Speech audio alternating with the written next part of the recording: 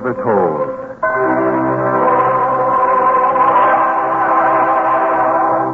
Presented by the United States Armed Forces Radio Service.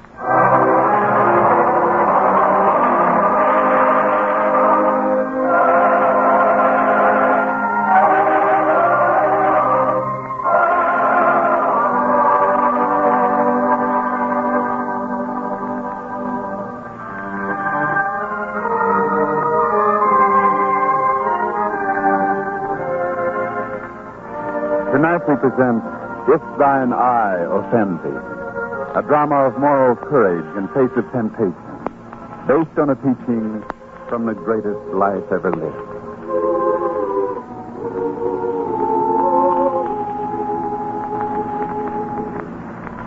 If thy hand offend thee, cut it off. It is better for thee to enter into life maimed than having two hands to go into hell, into the fire that never shall be quenched. And if thine eye offend thee, pluck it out.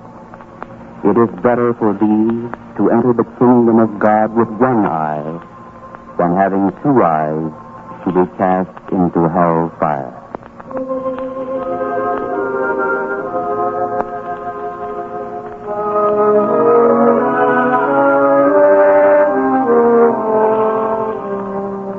In such words did he set forth a strong moral doctrine. But people of little courage have misinterpreted it in order to avoid the true challenge which he presented.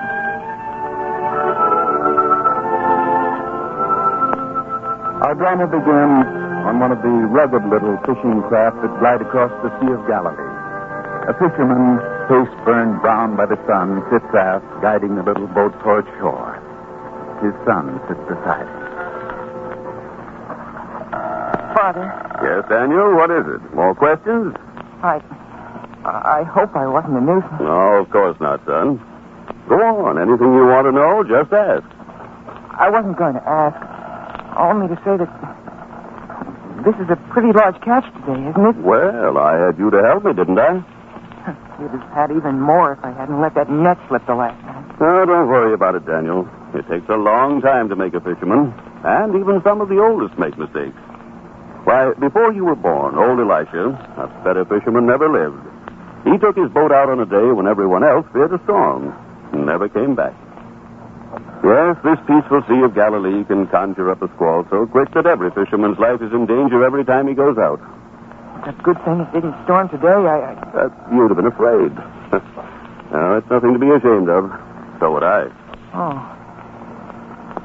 There'll be a lot of money tonight, won't there? And what do you mean by that? Oh, I didn't mean anything, Father, but with such a large catch, surely it must amount to a great deal of money. It will. Then we'll be able to buy some of the things that... Is that why your mother sent you along? But please, Father, I didn't mean to say anything. I thought you wanted to be with me, to learn my work. But instead, your mother suggested this, didn't she? No, Father. I know she did. Please, Father, she didn't. The idea is on my own. And the reason? No reason. Look at me, son. Yes, Father. Why did you want to come along? It wasn't for myself. What does that mean? Father, it's no use. I have to say it. We need things, Mother and Deborah and I. And if you can catch so much fish, well, we should have more than we have. And who appointed you the overseer of this family? I'll tell you what you should have and not have, and you won't tell me what to do with my money. Is that understood? Yes. We'll be to shore soon. Yes.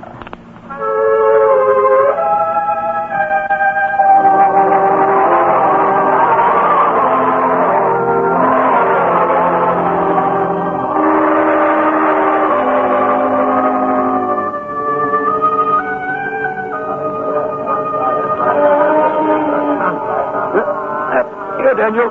Put the baskets here alongside mine. Yeah. There. Now we'll see what the catch will bring. Micah! Come over here and see some real fish. Oh, Amos, just a moment. Oh, don't bother with the small ones that the others bring in. Just take a look at these. These are fish. And they are, Amos. Just one moment. Here's all. 3 pieces for the whole lot. Here you are. And now let's have a look at them, Amos. Oh, yes, beauties they are. Now, let's see if you know how to pay for beauties like these. What do you say? 10? 10? All right. It was just a rough figure. Another figure like that, and I'll get rough. Take a second look, Micah. Say 15. Say 20, and you have a bargain. Well, 20 it is.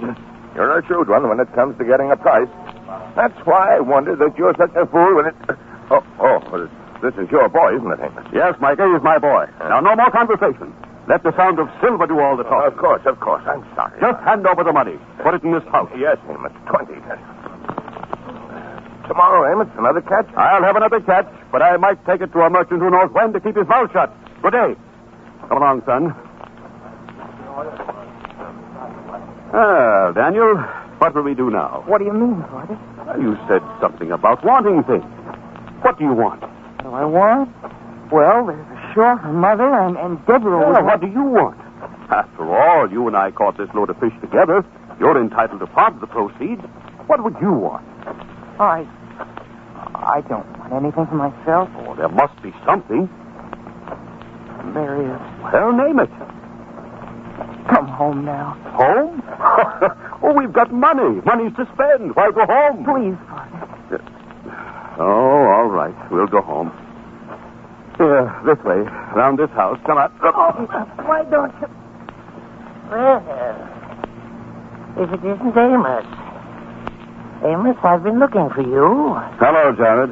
You've just come from the marketplace? What about it? You had a good catch today? I'm going home, Jared. Oh, what an idea. Amos, tell me, what is the most pleasant sound in the world? I have no time for nonsense, Jared. Come on, Daniel. Oh, your boy? Yes.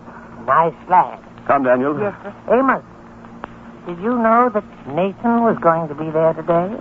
And he's well provided with money. You might even win back some of Be it. quiet, Jared. Daniel, you go along home. I'll be there in a little while. And the money? Shall I take it to Mother? No, I'll take it. And when I come home, I may have a good deal more than I have now. So you run along. Father, Now, run along like a good boy, Daniel. Your father will have one of his lucky days today. I'm sure of it. Father, please. Go on, Daniel. Yes. Well, Amos, what is the most pleasing and enticing sound in the world? A woman's sigh? Or the rustle of the wind in the trees? Or the watery fingers of the lake caressing the side of your boat? No. I think I know. The click of the dice in the leather cups at the gaming table, huh? Come on. And this will be a lucky day for you, Amos. I know it will. You're wasting time, Jared. Come on. I'll get a part of your winnings for telling you about Nathan. Yes, but come on.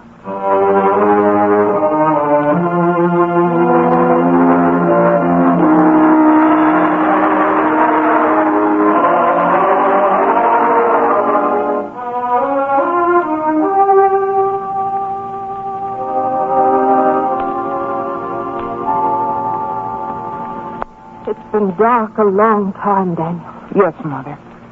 What did he say? It was some matter with another man. He sold the fish. He got paid. I told you that. Then I can't understand it. He should have been home a long time ago. He'll be here, Mother. And with a great deal of money. A great deal of money. You don't have to say any more. You know? Yes. I knew from the start. But I always hope that the next time it will be different. Oh, he's such a good fisherman, Mother. He knows just where to fish. His catch was the best I saw in the marketplace. Yes.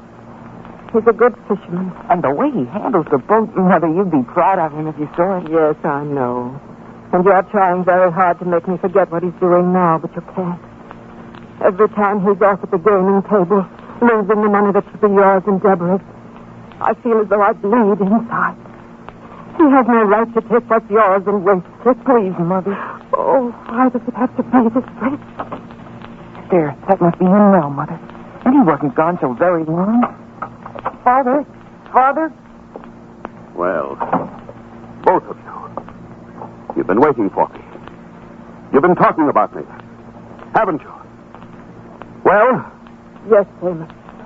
We've been talking about you. First you sent him out on a boat with me to spy on me. No, Amos, no. You did? It was the boy's idea. He wanted to go himself, believe me. Well, I don't believe you. Please, Father, it's the truth. The two of you, you're against me, I can tell. You talk about me.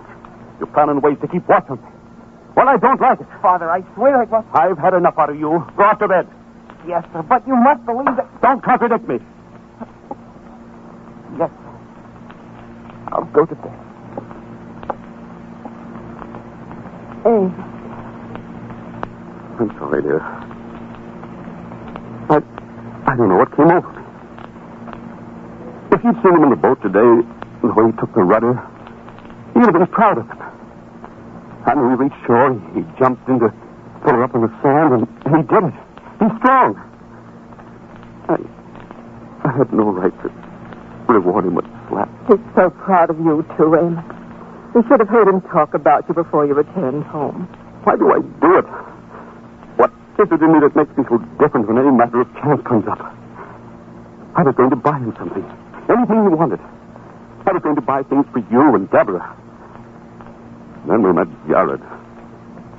And he told me... Well, why don't you ask me if I won? You lost. Even before you took the dice cup in your hand. You lost when you listened to Jared. Yes. Yes, I lost. And now I'm back home. Nothing to show for a hard day's work. Don't you understand, dear? I lost every bit of 20 pieces of silver. Well, go on, say something. You want me to rebuke you? I deserve it. I won't give you the satisfaction. But there must be something you can say. You're like a child, Amos. You always were. You do something wrong, and then you think you pay for it by being punished. But you don't. You can never pay for what you're doing to Deborah and Daniel. It isn't as though I wanted to. I know. Then what can I do? Perhaps you listen to the words of one who could help you. But you wouldn't come with me that time. You mean when the master was here? Yes. And what did he say that could possibly help me? He said something that could help. Listen, Amos.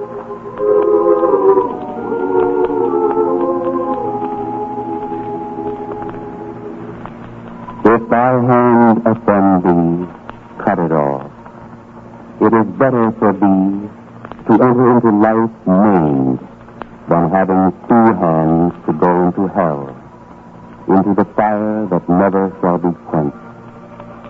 If thine eye offend thee, pluck it out.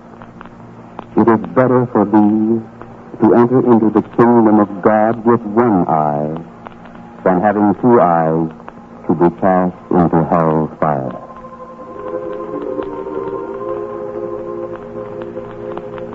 Those were his words? Yes. Why do you seem so distressed? I can't believe what I hear. Why, Amos? These hands, look at them. They offend me when they take up a dice cup. Shall I cut them off? Is that what he meant? Of course not. He meant that you should cut your hands off from the opportunity to sin. Don't give them the chance to take up the dice cup. Avoid temptation, Amos. That isn't what he said. He said to cut off the hands which offend. And that's outrageous. You don't want to understand because you're not strong enough to fight temptation. That's not so. The master's words, I can't accept them. They're impossible.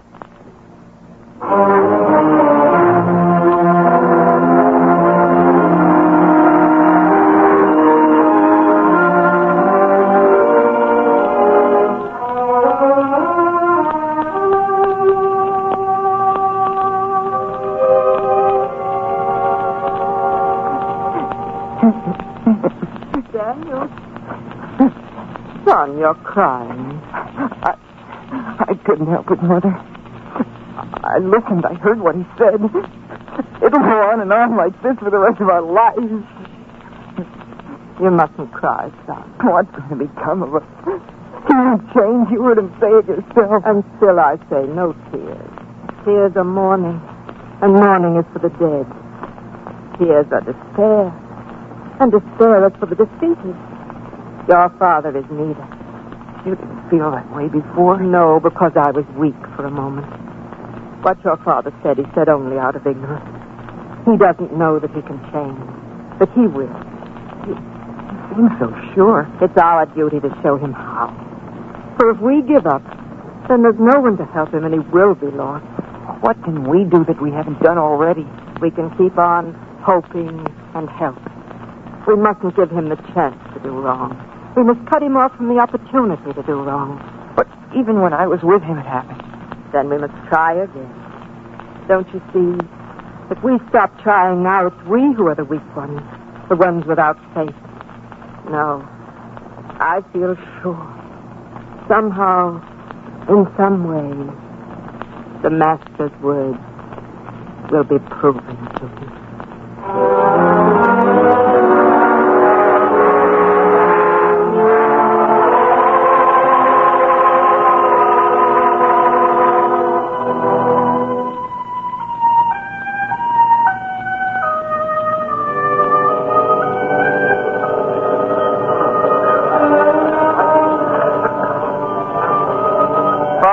You didn't mind today, did you? You mean about having you along again? Of course I didn't mind. This load of fish is even bigger than we caught last week, isn't it? Oh, yes. And this time I didn't let the net get away from me. I did it just like you told me.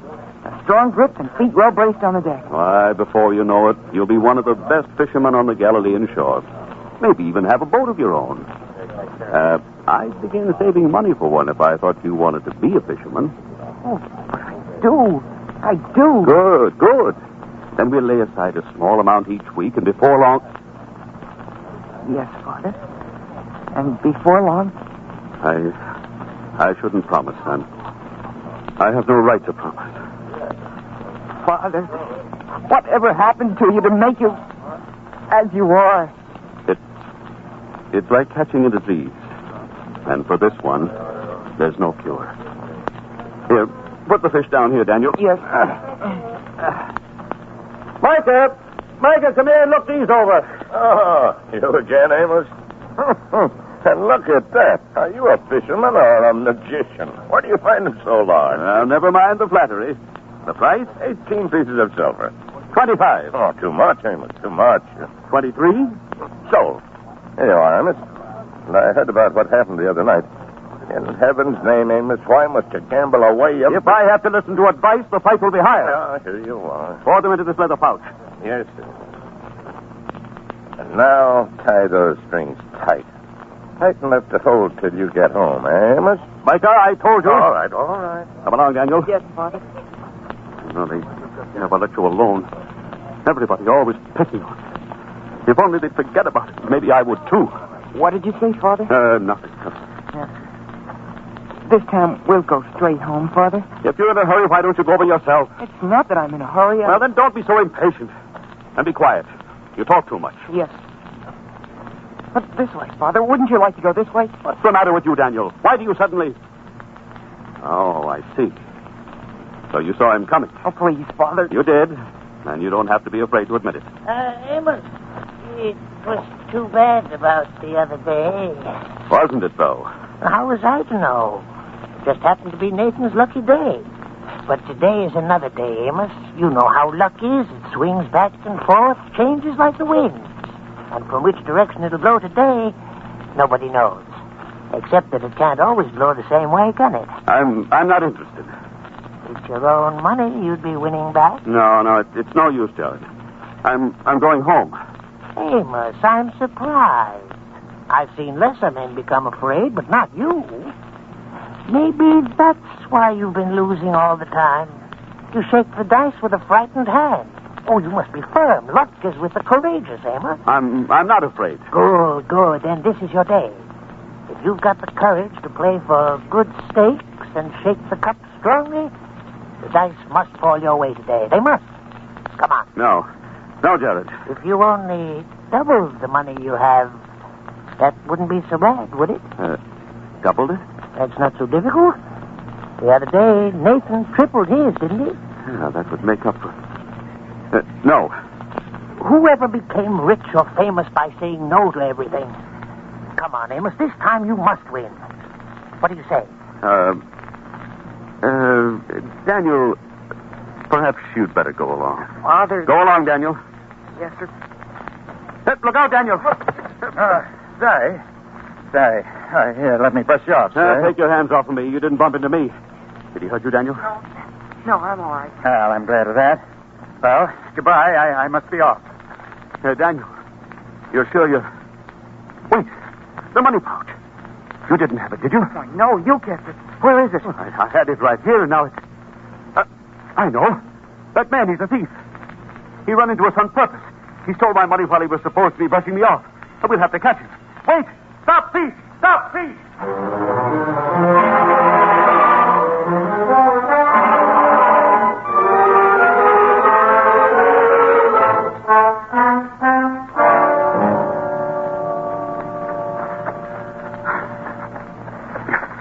He can't have gone much farther. Now we've chased him all the way out of town and up into the hills. But if he started up this hill, he can't come down without our seeing him. This hill has a sheer drop on the other side. Is that him up there, Father? See that figure moving? Yes. Yes, that's him. Come on, Daniel. Come on.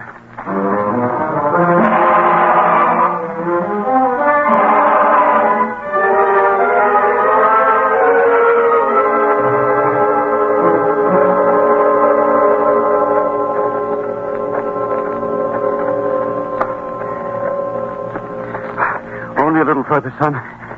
There he is. And he's not even making any effort to run anymore. I wonder why. Well, maybe he realizes he's trapped. You there!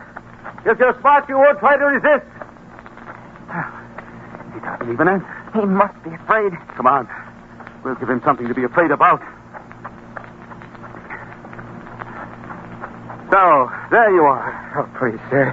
I'm sorry. I didn't mean to do it. Here, there. All the money's back. There's a pouch with a string. They're still tied. I didn't even open it. Here. Yeah, because you didn't have a chance, you thief. I'll take the money from him, Father. No, it may be a trick. Hand it over to me. Yes, sir. Here. Feels heavy enough. Let me see. There. Yes, it's all here. Then you won't do anything to me, sir? Please, I won't steal again, sir. Never. You thought you'd picked on someone too old to catch you, didn't you? Yes, that's right. And when you started to chase me, I became afraid. So afraid that I promised that I'd never steal again if only I wouldn't be caught this time. But you were caught. We had to chase you all the way out of town and up into the hill. All the way out of town. Oh, please, don't turn me in. It'll mean prison. Prison, eh? You promised never to steal again? I do, sir. Then go on. You're free. Free? Oh, thank you, sir. Thank you. I'll be off with you. Yes, sir. And thank you again. I'm glad you let him go, Father. He was frightened. So frightened that I don't think he'll ever steal again. And now, son, we'll go home. Straight home, Father. Yeah, straight home. We're already on the other side of town, so we only have to go down the hill and cross the road. And this time, Mother will be so happy. Yes? All the money's here this time. And we'll give it all to her to let her do with it what she wants. What do you say, son? Would you, Father? Oh, that would be wonderful. Maybe now you'll understand one of the reasons I let that thief go free. What does he have to do with it? Well, I have him to thank for leading me away from temptation. Otherwise, I would have gone with Jared. And I would have lost it all. I know that, son. He showed me how to do something that I could never do before. I don't understand. Your mother asked me to cut myself off from temptation according to the Master's words. Now I know how. From the marketplace, I'll go around the town. This way. I won't pass the inn where the gambling table is. I won't meet Jared. And that's how I'll cut my hands off from temptation. That's what Mother meant. She was so sure. And you can do it, Father. I know you can. Yes. What happened today by accident will happen every day from now on by my own doing. I'm leaning on a crutch now, going the long way around. But someday I'll be so strong that I can pass the tavern and defy them. You and your mother must be patient with me, Daniel. And keep reminding me of the words of the Master. The words I thought I couldn't follow. I know how to abide by them now. And I will. I'll say them to myself over and over again.